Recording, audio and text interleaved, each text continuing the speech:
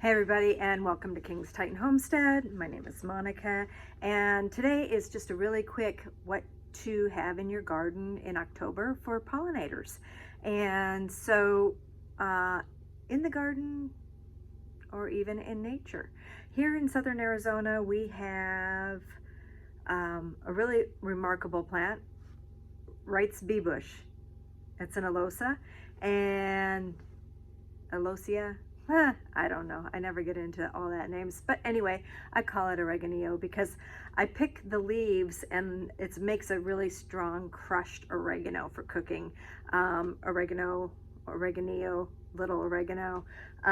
So it is one of our native species and it is fabulous. Makes these really teeny small, almost inconspicuous looking white dainty flowers, and the bees absolutely love them.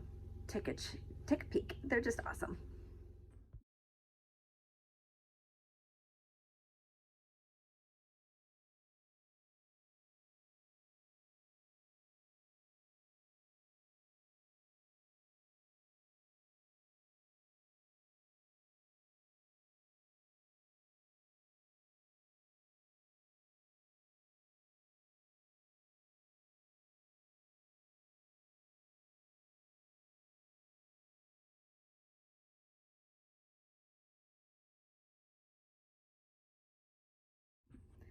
The next one is hilarious because I am a huge defender of this plant and many people don't like it. And just recently, one of the new hobbyists that just started keeping bees recently, he was like, look at them all. Oh, my desert broom. He goes, I've never been a huge fan of this plant, but I think I just became a defender.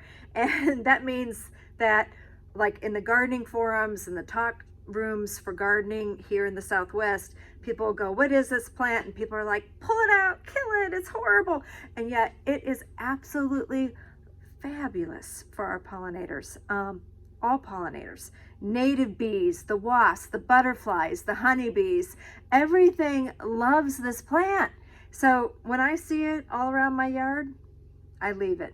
It is here for a purpose, and that purpose is food during what otherwise would be a dearth. They would have nothing to go gather, and so why not allow the pollinators to have food? So a natural source. So those are a couple of the things, though probably not all inclusive, a couple of things that are in nature for the pollinators right now in southern Arizona.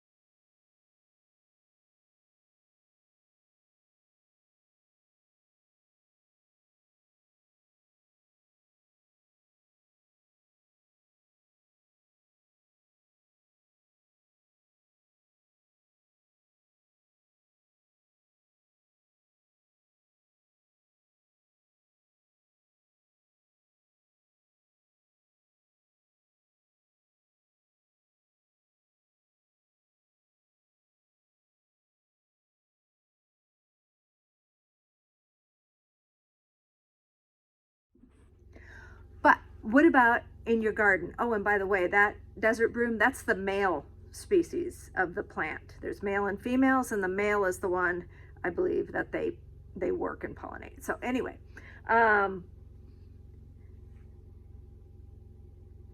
Gazania. My goodness. These are absolutely stunning. I am in love with Gazanias, and they produce such a beautiful pollen for the bees, and they last forever. Last year, even after the frosts and freezing and everything, Gazanias and calendulas were a couple of my just like totally just tough little flowers that just kept on making it, and the bees actually really enjoyed harvesting off of them. And so it's one of those plants I'm going to continue putting in, and there's such a variety of colors. They are absolutely stunning, and this is one that I really highly recommend. So Gazanias, take a peek at these.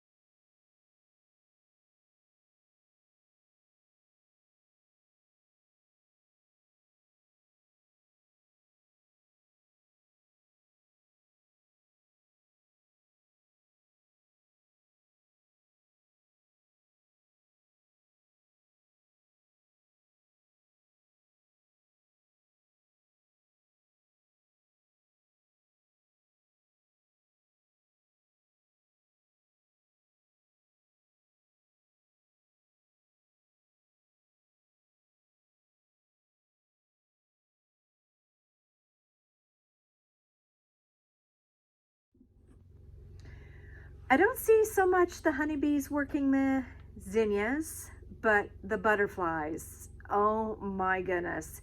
So people are always asking me, oh, don't you think that the honeybees are always in competition with the butterflies and the native bees and all that? Well, just plant extra.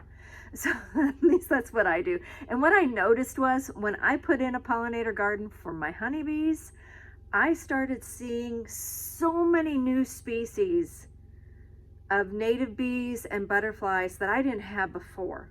And if I didn't put that garden in for my honeybees, it wouldn't have lured all these other new pollinators to come visit me. So it's really, really amazing. And so the zinnias also come in such amazing colors, sizes. They're remarkable. They're actually a native to Mexico. When I used to go down into Mexico, we went down into this one abandoned ranch house area in the bottom of this canyon, and it had just stunning wild zinnias. Just, it was like a, you know, if you look across a wildflower prairie or whatever, was zinnias across the land, and it was absolutely gorgeous. So zinnias are something that actually will also readily reseed themselves and volunteer year after year. So zinnias are a really great plant.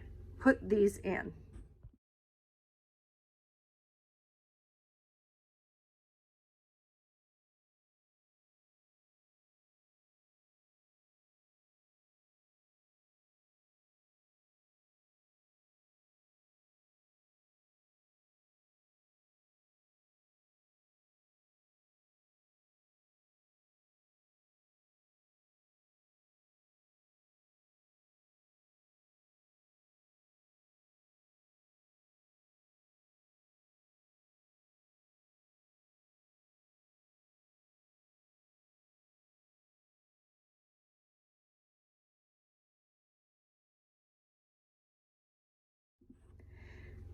If you want something extremely fragrant and actually even edible for your in your salads, stock is beautiful, and it smells like you just want to bottle it up and use it as perfume. It is absolutely amazing. Honeybees love it. So stock, again, comes in many colors. There's bright ones and pastels, whites and like a beige, like a pink and a red, and like a lavender and a deep purple. I mean, there's all these different colors of stock. And so this is another one that I really, really like to put in this time of year.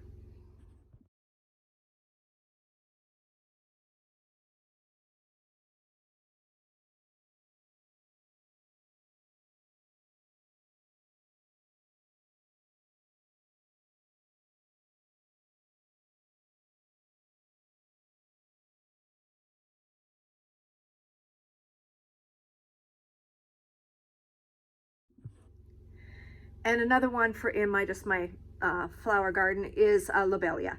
And again, Lobelia comes in multiple colors. I watch the bees work it. They love the dainty flowers. This is not inclusive. Like I said, there's many other things out there, snapdragons, moss roses, all these other things, but these are the ones that really stood out from my gardens in the past couple of years. So I thought I would mention them. And so these are Lobelia.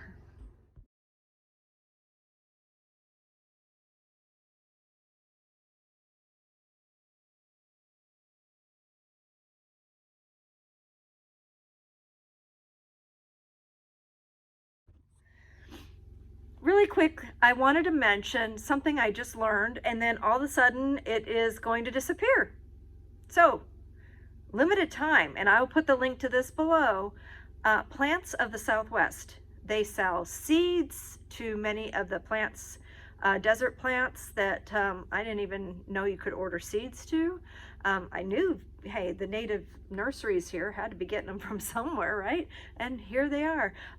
So I got on there real quick, and I ordered some of the native shrub, like cliff rose and some of the other really cool native plants that I didn't have yet.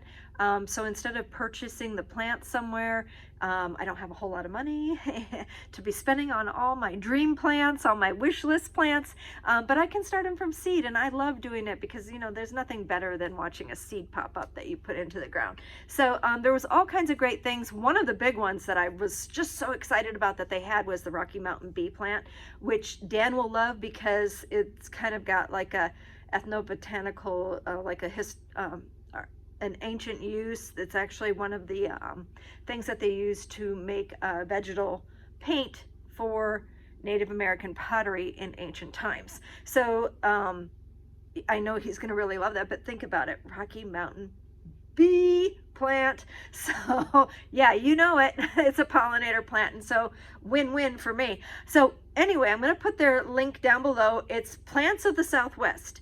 They are in Albuquerque and they are in Santa Fe, but they are going to discontinue their mail order. You will not be able to buy them off the internet or through their catalog anymore. You will only be able to buy seeds and plants at their stores. And when do I ever get over to New Mexico anymore? I'm stuck here working all the time. So if you go, let me know so I can send my wish list with you and you can bring me back some awesome plants. So anyway, if you like my channel, I hate always saying it, you know, like, subscribe, share.